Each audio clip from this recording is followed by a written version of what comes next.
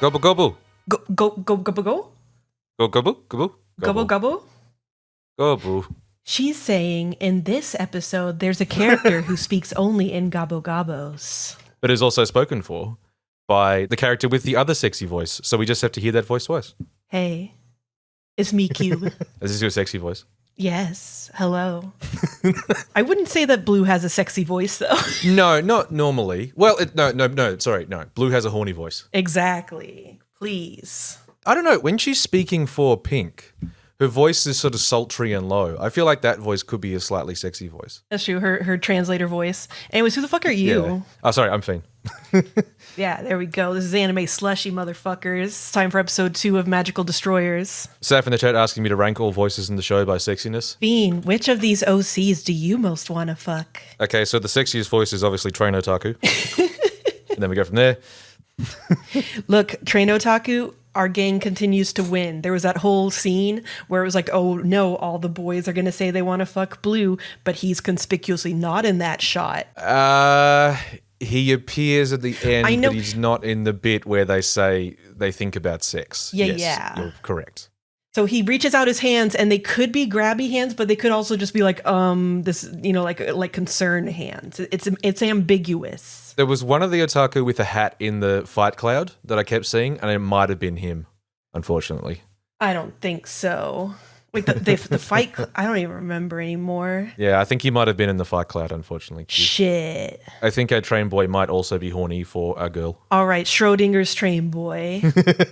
Anyways, that's a very small piece of this episode, even though it's very important to us, clearly. Yes. What's important is that this episode is for Pink. It's time for Pink to join the crew, and it's going to be amazing, yes. I'm sure. Yeah.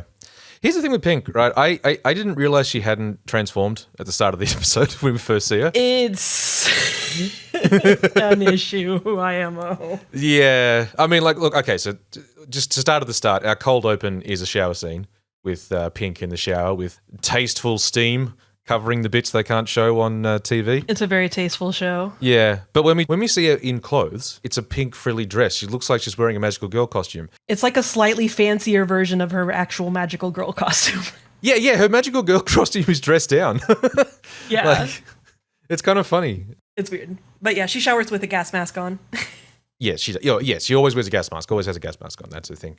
I will say there could be a chance that she's got that outfit because of what she's doing in this episode, and maybe next episode she might have more straightforward casual clothes, but I kind of doubt it, just because that doesn't seem to be her aesthetic, I guess. Yeah, I don't know. Especially considering what it seems like her character vibe is. She really wants to be like ooh, but also be weird and have a gas mask. Yeah. Okay, so can we talk about the OP and the ED a little bit? Yeah, always. Well, I mean, especially the OP. Okay, so the reason I want to talk about these is that Fiend, I've been waiting forever for you to want to talk about a fucking OP, Fiend. Well, you ask me if I want to talk about the OP and the content therein. You ask me this? On this, the day of your daughter's wedding.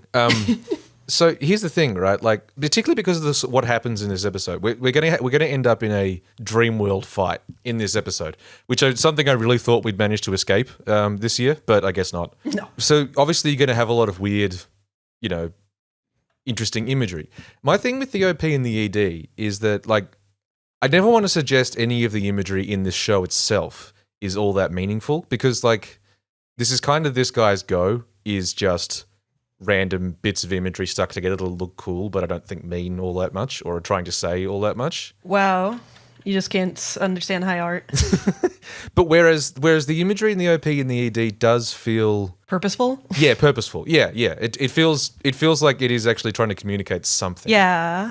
Yeah. The thing with Otaku Hero in the OP is swallowing that fish. He doesn't swallow it. He keeps it in his mouth. Yeah, he keeps it in his mouth and he spits it back into a little cup that he gives to the TV head guy. Yeah. And then he jumps into the water where the girls are and pulls them out and stuff. Mm-hmm. Now that stuff is sort of, yeah, I mean, I can see what you mean about the idea of them being his OCs and all that sort of stuff from that. Yeah, we're going to have to talk more about that. I haven't talked about that yet on the podcast. That's true. It's the ED though. The ED was the one I found disturbing. The ED is like, now they better be his OCs, or this is way fucking grosser. Yeah, and the ED is easily the horniest thing the show's done so far. Yeah. Like, so the ED is a series of 2 sets of images. It's Otaka Hero in a bed, seemingly comatose, being fed by the magical girls, but in like sexy nurses' outfits.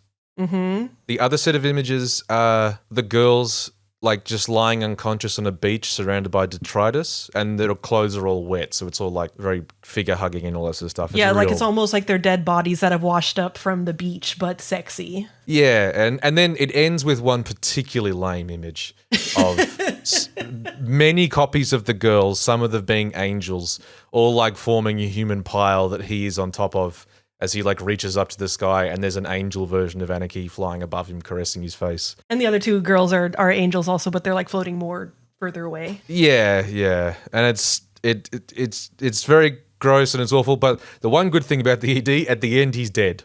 And he's taken away with the sheet over his face. I'm like, oh, that's good.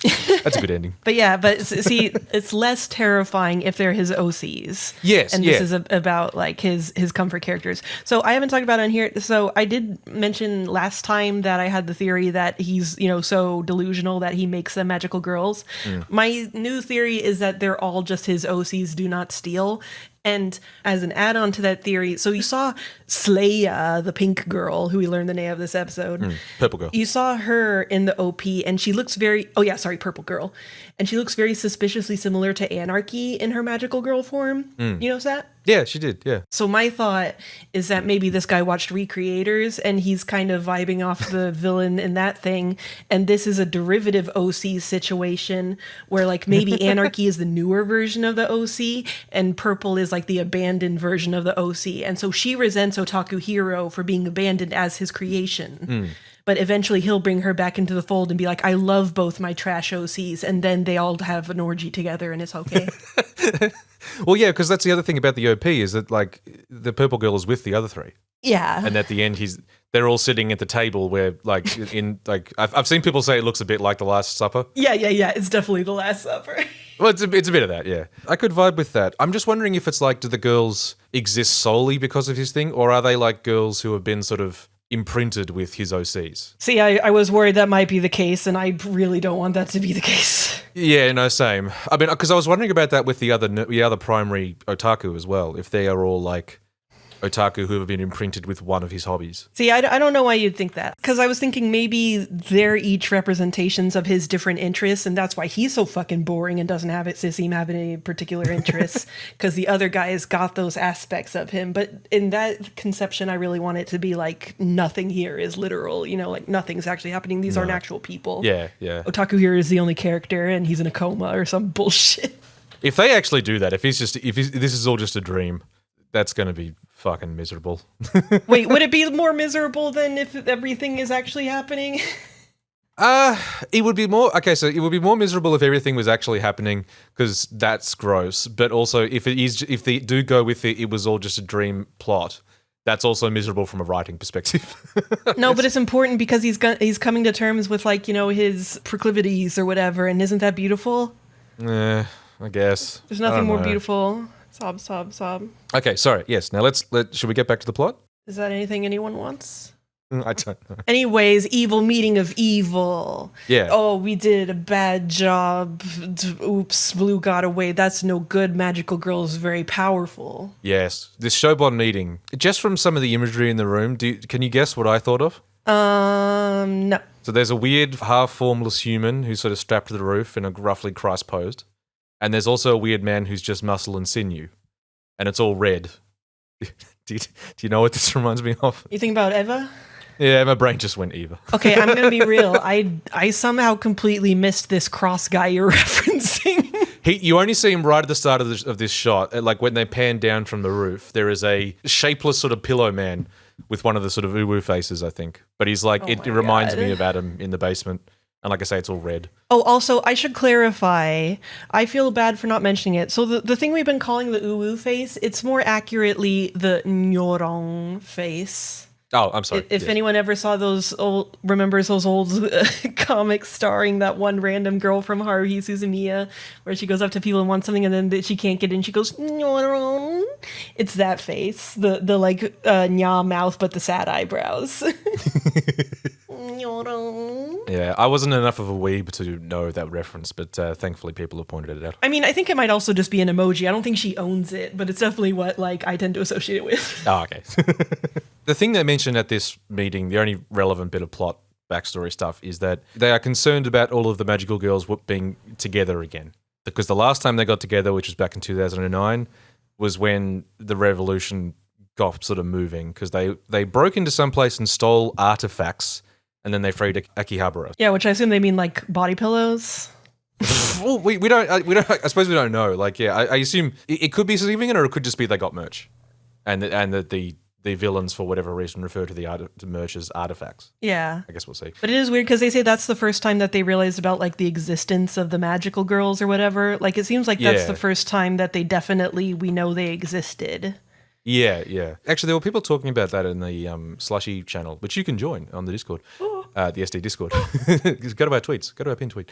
People were talking about the ideas like, are magical girls relatively normal in this setting, or did they only exist recently? Because obviously within the show, no one's particularly surprised to see them. Yeah. No one like sees them transform and goes, "What?" Like they're just sort of a fact of life. But it seems like maybe they would have been a couple years ago. Yeah, yeah. It's hard to tell. So we cut to the base. Now we actually get some logistics this episode, which I guess I'm pleased with, seeing as I was so annoyed about it last time. But we see them growing food. They're growing tomatoes and picking them, so good for them. Delicious. Tomatoes are a high water crop. There's probably something more efficient you could grow, but oh well, whatever. They made an effort. I mean, I guess if they have running water, it's not like they care about the plumbing bill, whoever's picking that up. Yeah.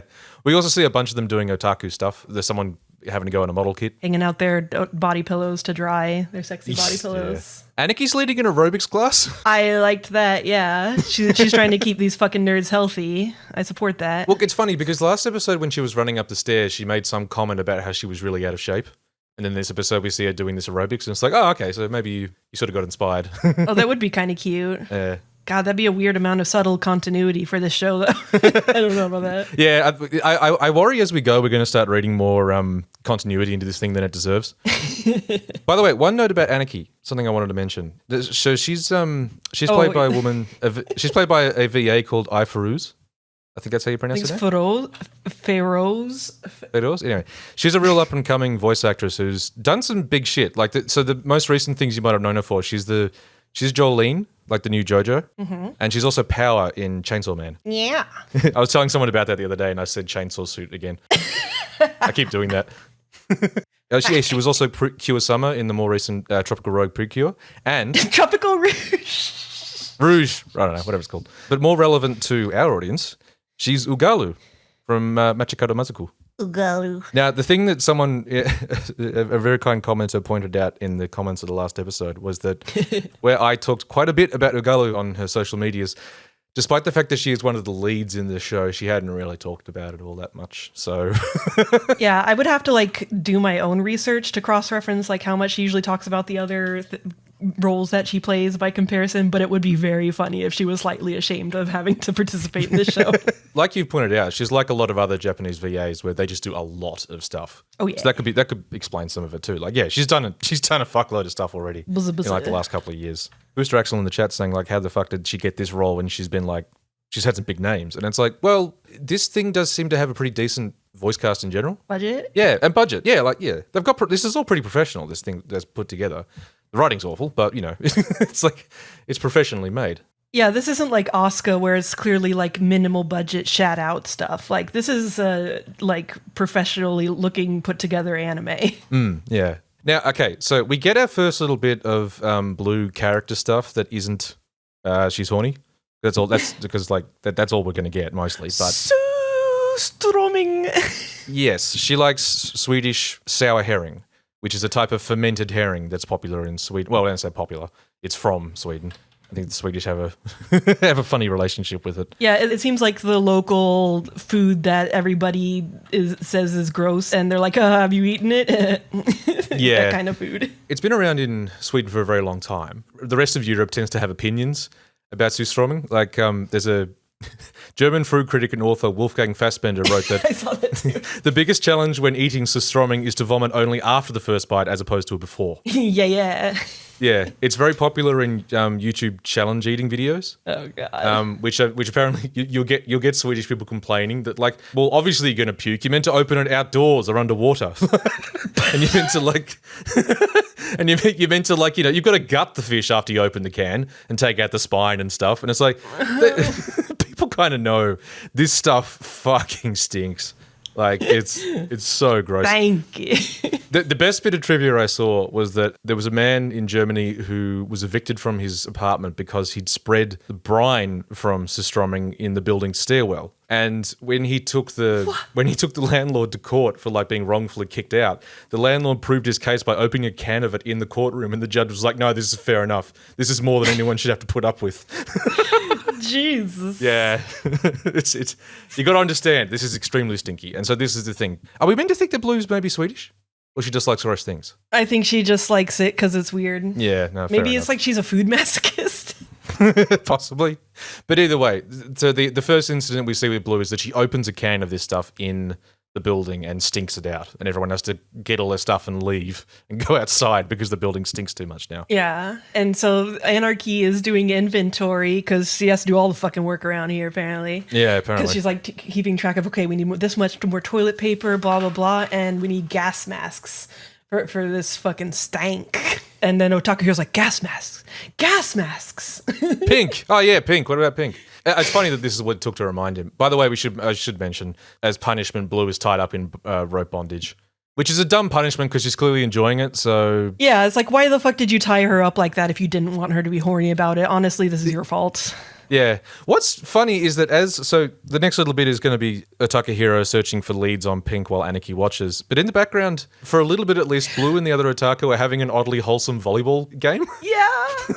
That was odd. It's not horny at all. She's just like smiling legit and playing volleyball, and I had to feel a little happy for her. Yeah. It's also like the animation in her faces are a bit jank and stuff, but I was just still like, what? Okay. This is odd. Just having a good time playing volleyball. Yeah. And it's like when she's not being horny, she does have that kind of fun, like deadpan, kind of weird one vibe, like almost like Sushi from Little Witch Academia. Yeah, yeah. But obviously, 70% of the time is her being horny. But my hope is a lot of times with properties like this, once they get more into their bullshit plot, there's like less time for the horny gags. So I might like her a little more later once there's less just doing nothing but horny gags with her. It's possible. It's possible. I don't want to underestimate their ability to just do horny gags because Jesus, did they pack them in this? Yeah, they were busy. Like every time you see her in the background, she is being horny, and like even in the volleyball scene, we do cut back to it, and she's like just whacking volleyballs at the Otaku's faces, and they cop them in the face and say thank you as they fall down. So they still managed to make it horny. So and as Apraxon says in the chat, you know what volleyball is good for? See, when you were talking about something going on in the background at first, I thought you were going to talk about whatever the fuck is going on with the mascot, who's apparently their power source. Yes, yeah, the mascot is a power source because you cut to him at one point when everyone's just sort of sitting around and he's got a plug in his butt, like a PowerPoint. Wait, you're going to make it sound like it's up his ass? Yeah, sorry, no. And I think people will assume it's up his ass because of this show. Sorry. It's not like that. He's just like, he's got a thing plugged in where his bum would be, but like just a PowerPoint plug. It's on his back. It's above the tail. You do see, that's true. But later on, you do see one, like later on, there's more plugged into him, and there's one on his bum. Above the tail is within regulations. Okay, well, either way, at first I thought he was being charged, but it turns out no, he's a source of power. Yeah. I suppose in terms of the tradition of mascots, they're sort of there to round out the things that we can't think of how these people should be able to do them. Yeah. You know what I mean? He is very mysterious, especially in terms of my general theories about the show. I don't know how he fits in. Yeah. The other thing about him we should mention, because it did come up in episode 1, is that he dies a lot, but is fine. Oh, yeah. Which I almost thought was kind of a mildly a Cube type thing. Like, particularly in the first episode, we see him being shot to pieces, which did kind of remind me of that moment in Madoka. Oh, yeah. See, I didn't even think about it. So we meet Nick. Remember last week I said there was someone called Nick? Yeah, it's time for Nick. Yeah, we met Nick. He's a hacker man. Otaku Hero mentions that he's a mod of Ura Nico.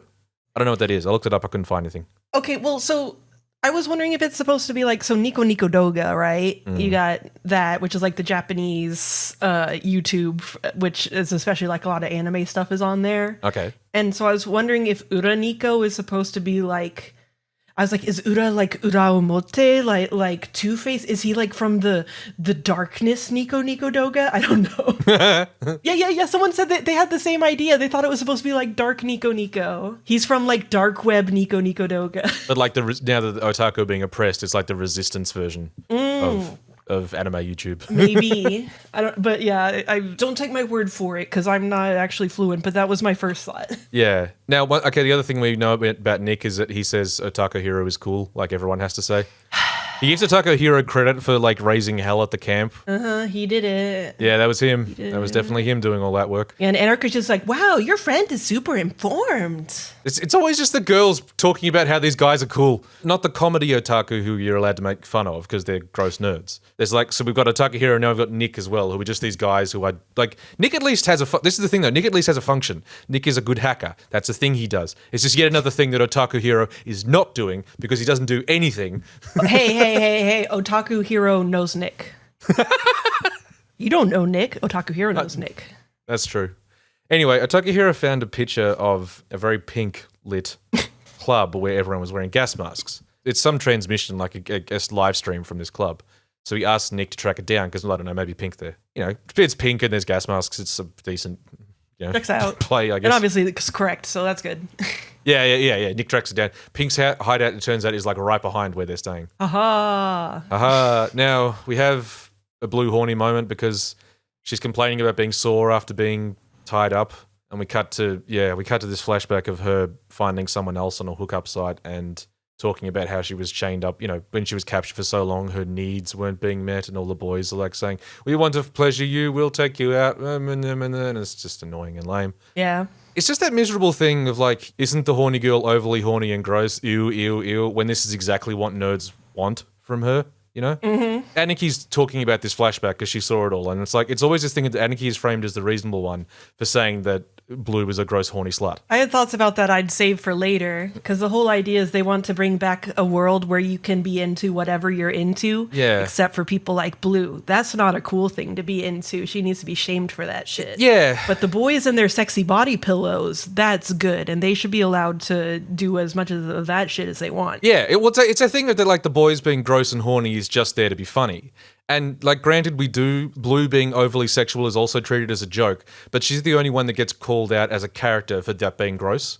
Like, no one ever talks about how the boys are gross when they're being horny. It's only the girl who's gross when they're being horny. It's like the boys are the expected, like, of course they're gross and horny. They're boys. Yeah. But she's a girl, and she's being gross and horny. Fucking dumb slut. Yeah. It's that age-old thing of wanting to consume content involving sexualized women while also punishing those women for being sexual. Mm-hmm. Like, it's just so boring and stupid and old-fashioned. It's just like it's one of those, like, not surprising, in a sense, but, like, it's one of those very conservative things about that this show reflects in terms of otaku culture. Yeah. It's a conservative thing. It's gross and, yeah. The same way that this whole thing about how we want to fight for a world where we've got the right to like what we like is, like, such a straight-up reactionary thing, too. Like the whole thing you're mad about is that people say you're gross for liking that thing.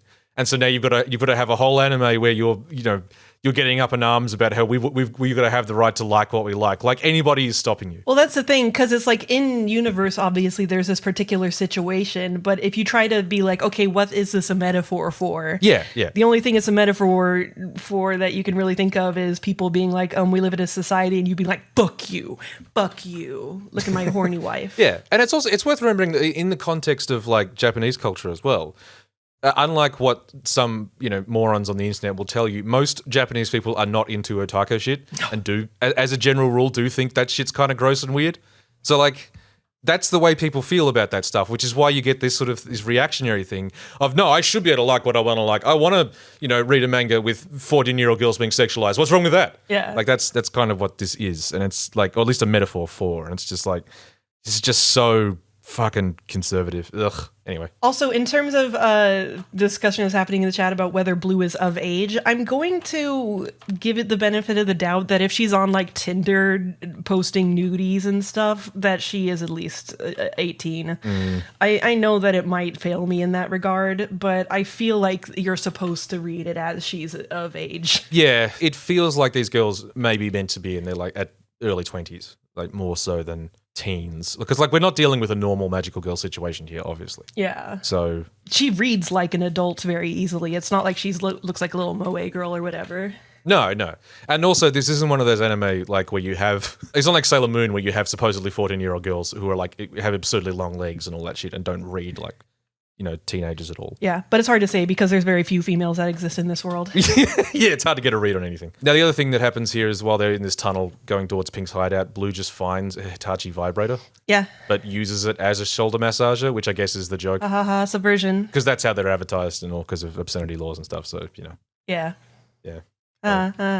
Vibrator. But she's a massager. Yeah.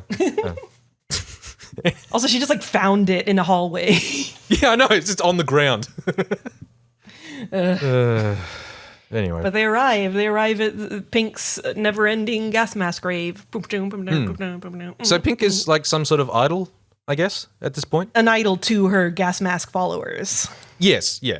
She's got a whole following of like other people in gas masks who are big fans and call her Pink Chan and stuff. Yeah, she's got like a little druggy rave cult. There's a bit of stocking service. We see her pulling on stockings before she gets dressed, which is like, That's okay. right. See, and I was like, oh, this really leads into my idea that they're not magical without him because they just transform by putting their clothes on. Oh wait, this isn't her magical girl outfit. I thought it was. It's so weird. It's too close. It's just too close to like, and not that like Blue's is all that far from her outfit either. Aniki's the one who like easily has the most separation in terms of her regular civilian clothes to what she looks like transformed. And Blue, I could at least tell wasn't transformed. Yeah. She's just in like a sort of school, like a dark blue schoolgirl outfit, like a sailor outfit. Yeah. Whereas Pink's whole deal is so extreme to begin with. It's really hard to tell.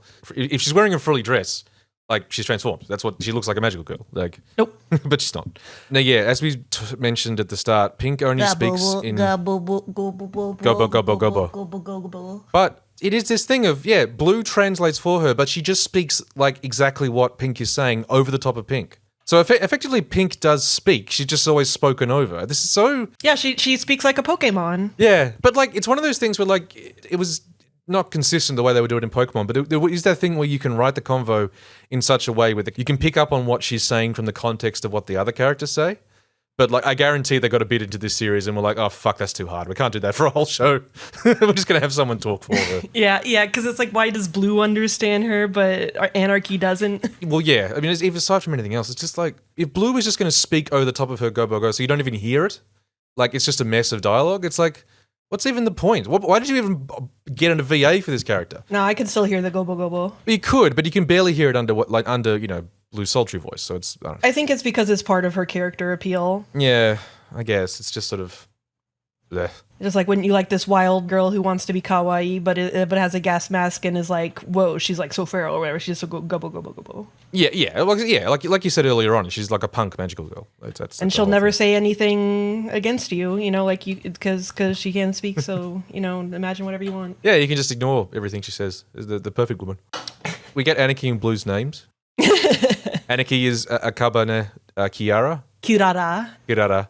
And Blue is Kanda Blueberry Eye. So Anarchy is Akiba, like it's, or I mean Akihabara. Right. Yeah. Okay. Yeah. Or wait, I guess not quite. I was thinking like Akaki. No, never mind. I don't know why I thought that. But it's like all the characters are in there, but like mixed around. But I feel like that's what is supposed to kind of invoke the Akabane Kirara. Blue is just like two instances of blue, really, right? Like Kanda and then Blueberry and then Eye for blue, right? No, I is love. Oh, okay. Yeah, Aoi is blue. I was thinking Aoi. Yeah, I don't know what Kanda's written with. But see, I feel like this once again leads into the idea that they're not actual people, because what the fuck kind of name Kanda Blueberry Eye? It's an OC name, motherfucker. Yeah, point. I could see that. There's a conversation here that's one of those conversations where it's two people talking cross purposes and they're not talking about the same thing. Oh, yeah? Okay, so the conversation is, Pink says, I don't want to come with you. I want to stay here with my children. And Aniki's arguing back saying, this is a waste of time. You could come and help us fight Shobon. You can fight with us. If we fight together, we're never going to lose. But Pink makes a couple of interesting points, almost. So she says, you just want to fight. You haven't changed. All you want to do is fight. I don't want to do that. Magical girls are just tools for other people's battles. And then, in particular, this line sort of stuck out to me. Greedy otaku staring, putting me in situations I don't want. You mean like an OC? Yeah, it's fucking gross and horrible. And see, so if she's not an OC, do not steal. This is fucking even worse, and I hate it. Yeah. She also mentions that she has to take shots every day or she'll die. And obviously, I'm ill. Do you still want me to fight? And Blue calls her a liar and says something about her spiking those shots with something. Yeah, I do think that's supposed to be her lying. I think it's just that she likes doing drugs. Okay. I think that's the idea. At this point, her fans pop up and say that she doesn't want to fight anymore. She shouldn't have to fight, which is totally valid. Yeah. And all Aniki keeps coming back with is but if we fight together, we'll win. And it's yeah, but she doesn't want to fight. Also, it's we need to fight for a world where people can do what they want. Stop doing what you want. Yeah. We need to get together and fight for a world where people can do what they want. You have to stop doing this thing you want to do. Yeah, because Pink says a couple of times, here I'm doing exactly what I want to do. I just want to dance and do drugs, and I'm quite happy doing that. It isn't working, but, here's fucking a taco hero and triumphant music as he makes the same fucking speech about we're fighting for the right to like what we want. There's a line in there about how, because of that, our moe will never burn out. Yeah, because moe means, it's the sound effect for, burning fire. Because it's supposed to be, that's the reason moe as a term exists, because it's it lights the fire of your heart kind of vibe. Oh, but he's I've felt the way you did, Pink. I've also felt down about the fight and we were gonna lose. And burnt out, yeah. Yeah, which is not the points that she was making, but I guess, who cares what she's actually saying.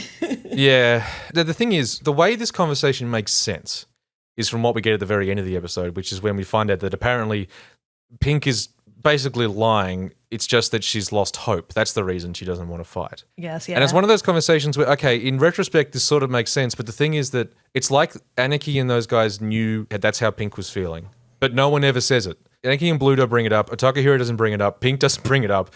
It's that thing of the characters and the writer knows that this is what the conversation is about, but there is nothing hinted at any point that's what the conversation is about. The only people who do understand what she wants are her fucking gas mask friends. Well, yeah, they know. But at this point, they know that she's lost hope, but at this point they're still arguing that she should be allowed to do what she wants. So they just switch later on in this episode. Yeah, for no reason. Yeah, it's very annoying. Now I will say what one point in this episode's favor is that it does seem like Otaku Hero has done the convincing here, but he actually kind of hasn't. Because it ends up being up to the girls to make this work. Yeah, I don't even know what you mean by him doing the convincing here. Because, she has that moment of otaku hubo, uwu. But well, yeah, it's more that, based on, the tonal indicators from the episode, it's because she's having the argument with Aniki, and it isn't getting anywhere, and it's just going downhill. But then Otaku Hero comes in, and there's triumphant music, and that's when Pink does something else. So it's got that feeling of, he's convinced her to do something. But, but it's really just a continuation of the same thing because she's still not convinced. Yeah, she's you have to show me your determination now, kind of thing. Yeah, this is where we get our mind drugs battle because she makes what does it make? She offers the girl some pills. Take these to show me your determination, and it turns out they're going to connect psychically and have a psychic battle. There's a Matrix reference in there. They do the Morpheus glasses shot with holding the two pills. Oh, I didn't even think about if the shot was that close or not. Yeah, well, it's a thing of being able to see the girls reflected in the glass on her gas mask, and you see the two hands come out, even though the hands aren't holding the pills this time and stuff. But yeah, it's the red pill, blue pill type thing. Wow! But there's only one pill. Yeah, there's only one pill, but it's also red pill, blue pill is a red flag thing to reference these days. Yeah, it's really. Yeah. The fact that she has a drug that just makes you share a dreamosphere with her, I feel lends another bit of credence to maybe none of this is literally happening. Yeah. There's quite a bit of reality bending that's going on in this episode. Yeah. We get into this dreamscape. Again, like I said, I thought we weren't going to have to deal with unreal mindscapes this year, but we can't escape. Wait, explain to me this thought you have. Why did you think that we were escaping from unreal mindscapes? What are you talking about? Because we weren't talking about Ruby Volume 9. Oh, Fiend, the Ever After is very real, Fiend. Oh, I'm sorry. Yeah, no, you're right. It's too real. It's far too fucking real. But yeah, welcome to the dreamosphere. It's gross. Like I said earlier, the imagery in this dreamscape does not feel anywhere near as deliberate as the stuff in the OP and the ED. This is just like falling down infinite staircases. There's a pink elephant. There's a big eye. Like, none of this indicates anything about Pink's state of mind, you know? A lot of it's definitely just imagery from other art he's done. Yeah. Like, eventually when we do meet Pink on her, like, when they face off with her, she's on, like, a tower of anime girls that all have their brains exposed, and it really does feel like, yeah, wow, cool image. Yeah. Doesn't mean anything, but cool image. It's kind of our thing. I did like the pink elephant, though. I was like, I guess pink elephant, Dumbo. There's, like, a couple of background gags in this that are sort of funny, like, when Blue was falling down the stairs backwards. She's like shaped like a Tetris block and just sort of rolling. It's kind of funny. Yeah, because this episode is treated much less seriously than the first episode. It kind of has more the tone you would expect this show to have, maybe. Yeah. What mostly makes up the background this is a billion Blue is horny jokes where she's being wrapped up in tentacles or compressed or drowned and she's just going, I like this. And it's like, yeah, cool, great. But inexplicably, it's time to transform to fight in this world, and Anarchy does her normal transformation, and Blue does hers, and it's not horny fucking at all. Transformations in general are not horny, but like Blues in particular for me was like, it's that same thing of there's a bunch of cool images in Blues, but they don't mean shit. Like, it's just cool images. Blues feels half-baked to me. Like, it feels like it had a really cool storyboard, but in the translation to the actual full animation, it got a little bit lost, and it's kind of hard to follow. Like, when her face is doing the flipping, I don't know what's supposed to be happening there visually. No, the face flipping I thought was like, that's a compelling image, but otherwise, like, I don't know what to make of it. And then, like, a lot of the transformations and stuff are done in just, like, snaps. Like, when she actually finally gets the costume on, she gets put in a coffin and then the coffin explodes and she's done. Like, there's a lot of shortcuts in these things. Yeah, it's weird. But, like, there's a cool shot where the scythe is kind of coming out of her brain. And it's cool, but it's like, barely animated and it's a little visually hard to follow. And I was like, oh, that's almost cool. That's almost cool right there. I see that. That's almost cool. When it's coming out of her head, she's also making a horny face. So, you know, there's that. Well, it didn't feel very horny to me, though. It just felt like, bleh. Well, yeah, but like in the context of her and the sort of faces she makes, it's very like the faces she makes when she's overcome by, I guess. I use the word, but we're like gross. I just realized where Anaki's attacks, like you see her using like a foot trap on one of the elephants, and it's called Heaven's Claptrap. Blue is a more sort of like she's got a big staff, so she does like magic spells. Her thing is Territorio Assoluto. Yeah, so I was like, is she just saying absolute territory wrong? Yeah. She's saying it like Latin or something, like it's got a Latin bent to it, I think was the idea. So weird. It's weird because it's like you're using the English translation of the Japanese concept, but then saying it wrong. And is that what's going? That's weird. They reference a lot of things like that, though. The same way that Anarchy in the first episode had the bit where she said "no hit, no life" is kind of that's like the English translation of something else. So yeah. I guess, yeah. Yeah. It's weird. Before the transformation, she shouts, "Otaku Hero's dream is my dream." Yeah. It annoys me how was he the first person to want to do this?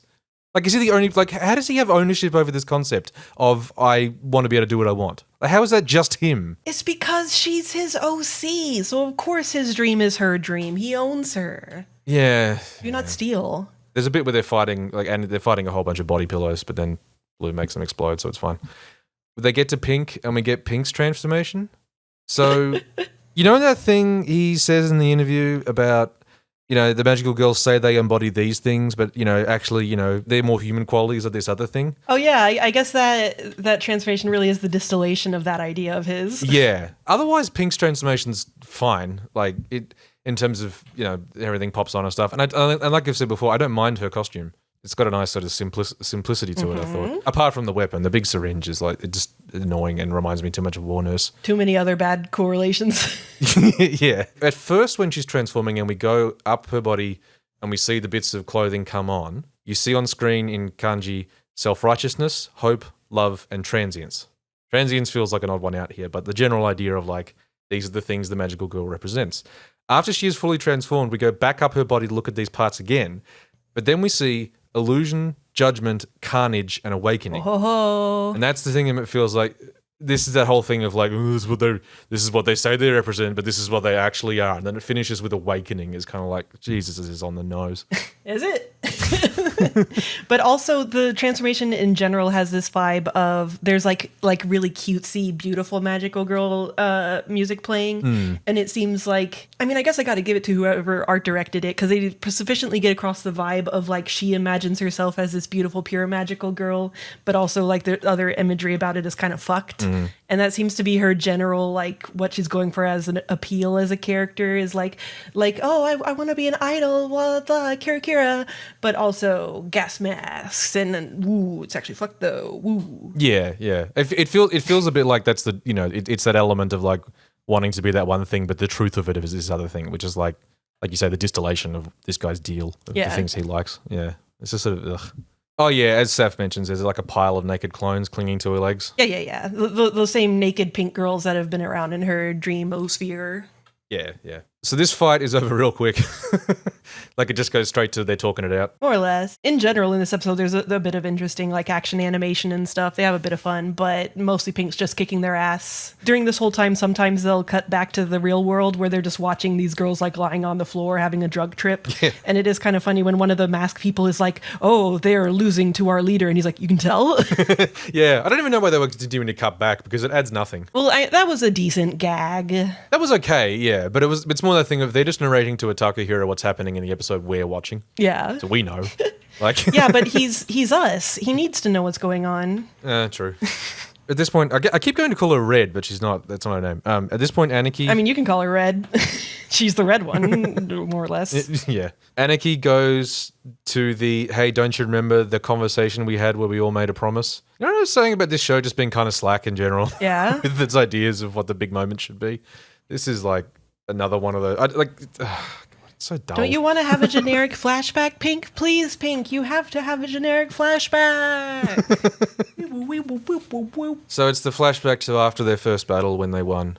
And Anaki's saying, let's always fight together and we'll always win because we're magical girls. But it's interesting because she's like, let's return to being normal girls. And they're like, what's that even mean? And she's like, I'm not sure. Because of course she doesn't know. She's an OC. That's something that could definitely indicate that. Like, because she sort of turns it into like normal meaning being able to do what you want. And she says that seems like a cool idea, right? Yeah, like she's never experienced that reality. No, yeah, she's never been a normal girl. Yeah. Yeah. Now, what's interesting though is that, like, because they all nominate something they want to do when they get to do what they want. How is Blue's thing not horny? Yeah, she just wants to go see New Order live. It's really weird. And also that's an old pull for a band as well. Like, yeah, that's kind of weird. I don't know. I thought that was strange. It's like, did they decide that this moment was supposed to be too earnest for her to say a horny thing? I think so. Yeah, because there's not really any jokes like that in this scene. This is another one of these straightforward, earnest scenes. There are no jokes here. Both episodes have had at least one scene that is meant to be played earnestly, because the show does do this. I think Pink's thing is supposed to be kind of funny. A little bit, but also like, isn't that cute? Yeah, that's what I mean. It's cute. Like that. It's still a reflection of her character, and it's kind of earnest because the girls don't make fun of her for it. They're like, you know what, that is cool. Yeah, and it's that she wants to work at a maid cafe. Yeah, and she sort of has to mumble it, and Anarchy is taken back a bit, but then sort of just goes, that's cool.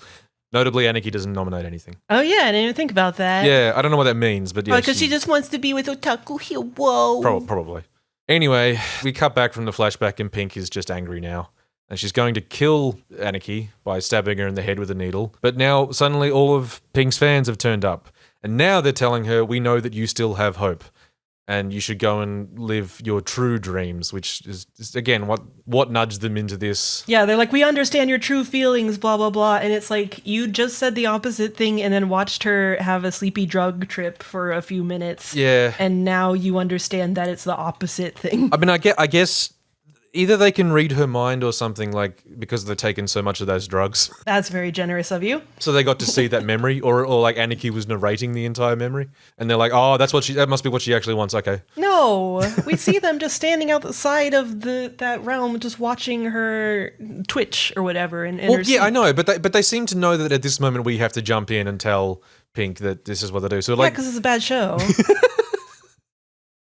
Oh, reverse from last week. And they tell her that it's time for her to graduate from being their idol and follow her dreams. The use of graduation was a modern thing. Or has that been a thing in idol circles forever? Oh, I wasn't even thinking about that. Yeah, I assume that's been a thing for a good while. Yeah, the when an idol... VTubers pulled that from idols of it being when you retire, you graduate. Yeah. Okay. Yeah, you graduate from being an idol. So she does, and the dream collapses very cheaply, like the big tower of girls. There's like one shot of them hitting the ground and crumbling, but for the most part, it's just like sparkly effect and it fades, which was dumb. Yeah. And then when they get back to the real world, her building that she was in fades. Yeah, that's the thing. It's more of this reality altering, but it seems to be something specifically she did. Not necessarily what a Takahiro did, not that he has done anything. Yeah, so that would go against my general idea that they like can't do magical things without him, unless the idea is that like as soon as they entered this realm, the drug was just so strong, like the drugs in the air, that they've all been having this shared hallucination, I guess. I think maybe the existence of Purple to me suggests that the girls have a level of independence, even if they are his creations. We don't see Purple transform. We don't see Purple transform, but she's still effective at what she does, and we do see her beat up one of the otakus in that first scene. Yeah. And it's weird because when they start talking about magical girls in that evil League of Evil meeting, they don't talk about it like, and here's one of them. Yeah. And it doesn't seem like she was with them. So I don't know if she becomes one of them later, but it's weird to think about because then it's like, is she not yet a magical girl? It certainly seems like they're not talking about it like she is one. No. I mean, it's that thing of either via imprinting or like straight creation. If like he abandoned this OC prior to the events of like that start of the show, then I guess that makes sense. Like, but she's just in that case, she's just a person who can kick really hard. Yeah, I don't know. Who knows how that's all going to work in? I'm sure it'll be super cool. Yeah. Anyway, Pink wakes up. She has a hand offered to her by Takahiro to stand up as he continues his tradition of doing nothing of particular importance. Go, bo, bo. We cut to the ending. The almost ending of the episode is him making a speech with all three girls and the other otaku. Same speech about we're going to win, fight, blah blah. Nothing particularly interesting. Yeah, now that we have all three magical girls together, the fight has truly begun. And the little mascot pops in and says, "That's a red flag." Yeah. That's the end of episode. Time for the creepy ending. Yeah. Oh, one thing I will say, after the creepy ending, did you see that other little scene? Yeah. I guess it's just supposed to be one of her followers that is being the idol in that. Yeah. It's just a quick joke scene about how all the idol followers have just picked up a new idol. Because there's a girl who's like making her debut and she's like, she's just a girl in a kabuki, like I think it's like a kabuki mask. I don't think quite. It's like a funny anime cute girl mask, but it's called like the Memories of Pink concert. So I think this is their way of like trying to like honor her memory not like she's dead, but. The concert isn't called that. There's a subtitle of that over the boxes of all the gas masks. So I think that's meant to be like, they're the memories of Pink, but we've put them away in the boxes. We've got new masks. We've got a new idol. Because everything's got a different color in the place. This little club has been rebuilt. There's a new reality-altering facade at the front of it, but it's all like greenish now. It's not pink. Yeah, I thought that they made it in memory, but now I don't know. I think it is. I think it is just a gag about idol fans who are so dedicated to this one idol, very quickly moving on to another idol. Yeah, maybe. Yeah, but that would suck. But I mean, and maybe that's the idea. But then it's also that thing of like, do we have another magical girl? Do we have another reality-altering person just hanging out? No, I don't think that's supposed to be the case at all in this instance. Probably not, but yeah. They're doing that thing where they have like guest illustrators to do an end card after the ending, and it's the Pop Team Epic person, and it's pretty cute end card of her doing the Pop Team Epic double flipping the bird. Oh, okay, yeah. I was going to say, because the end card for the first one was pretty fucking horny and weird. I don't remember the end card for the first episode. It's another one of those, like, it's a very abrasive art style, which sort of suited the ED. Yeah. But this one's cute. Yeah, this one's Popu Te Pipiku. The next episode, I did notice the next episode bits are you're just sort of like roughly cutting through the storyboards. The next step, Yeah. all this voiceover. It's like, it's interesting aesthetically, sort of cheap choice. Yeah, it is fun because it's like I feel like you don't often see the actual storyboard part of anime. Like you tend to see the keyframes and stuff. Yeah, I will say in the ED there is briefly what I assume might be one of the crew's cats. You just see a photo of a cat. Oh, I might have missed that. I remember the cat in the OP. Oh no, sorry, you're right. Yeah, it's in the OP. It's like once you're getting into the real distortion nonsense bit, there's just a shot of a cat. Yeah. That's nice. There's just like arms holding a cat. Yeah. Oh, that's a nice cat. I think this is more of his weird collage shit. I guess that's this. Okay, so that's this show for this week. Destroyers. That's what it's called. You might end up keeping this going. We got like a little update on what's going on in Birdie Wing. The news is disappointing. I don't want to say because it's a spoiler, possibly, but there was disappointing news about the Birdie Wing, and I guess anime, not even once. Yeah, it's a very anime thing to have happened. I'll say that. I was gonna say something that I did watch and I should continue watching is like if you need like a palate cleanser or something and want to watch something from the season, Kawaii Sugi Crisis is a show about an alien lady that comes to Earth and she's supposed to be like determining if Earth can be destroyed or not, if it has anything of value for this like conquering alien culture. And she discovers a cat cafe. And she becomes obsessed with cats because she can't handle how cute they are. And she's just like, no, I'm a serious alien person. But cats, fucking look at these things. Holy shit. I remember looking at that description and going, oh, this is for Cube. This is an anime for Cube. Pretty much. Like it's not super like amazingly animated or whatever, but it's very relatable because she's like, no, I'm dead inside. Cat. It does sound very cute. I always think about how, like, you know, people who might have found you through like the Let's Speak English days. A few times in those comics talked about your son Henry, the dog. Yeah. How you were a dog person, and then you just ended up with 3 cats. Yeah, I speed ran becoming a crazy old cat lady. And now you have the most amazing son in Taro. My son. Who? My son, I need. This will have been cut out of the episode, but Cube ran away from her chair for like 30 seconds and came back and Taro had already stolen it. He jumped in it. He's like, my chair, my warm chair. I fucking love him. He's my son. Yeah. Anyway, so there's your palate cleanser. Go watch go watch the alien alien lady who's obsessed with cats. Yeah, anime can be okay. It can be. It's possible. Yeah, but that's not the anime we're going to talk about. Nah. It's the worst. Oh, I will say, there was someone who mentioned this on the Twitter. I think after Destroyers is done, or after we're done with Destroyers, because it might happen early, who knows, we should finally get to the last, I say season, but like 5 episodes. Isn't it 4 episodes? 4 episodes of Magia Record, because there's a 4 episode finale to that nonsense. And we really should cover that. We really should we gotta finish it off and close the box and never talk about it again. Because like the 5 people who actually saw it are like, you need to. Yeah. Trust me, you need to see it. We have a dedicated handful of listeners who, although it's been like a year since then, are still going, no, seriously, you have to look at this. Yeah. So yeah, we do. And we could probably like do a watch party at some point because it's only 4 episodes. That'd be fun. Yeah. And I think that'll be one of those ones we can just cover in one episode of Slushy and that'll be done. Yeah. All right, guys. We'll see you later. But until then. Unlike us, I hope you have a nice anime.